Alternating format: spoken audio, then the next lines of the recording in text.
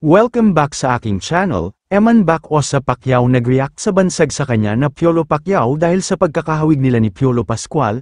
Eman handang pasukin ng showbiz kung mabigyan ng pagkakataon.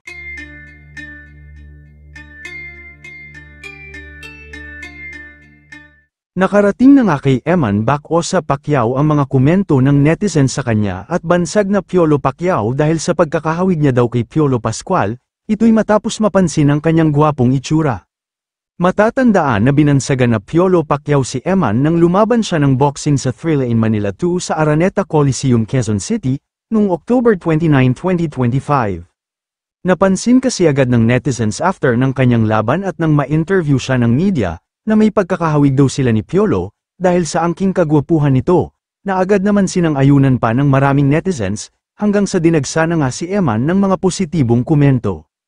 Hanggang sa may mga nagkomento na nga rin na huwag na lang daw magboxing si Eman dahil sayang lang ang mukha at baka mabasag lang, kaya naman dapat daw ay mag-artista na lang ito, dahil gwapo naman at matangkad pa na may taas na 5'10". Nang makarating naman kay Eman ang mga sinasabi ng netizens na kamukha niya si Piolo, at bansag sa kanya na Piolo Pacquiao, dito ay napangiti ang sagot ng binata. Ayon sa ulat ng PEP Philippines, nang makapanayam si Eman sa posibilidad na pasukin niya ang mundo ng showbiz tulad ng ginawa noon ng kanyang ama na si boxing champ Manny Pacquiao, dito ay nagpakatotoo si Eman sa kanyang sagot.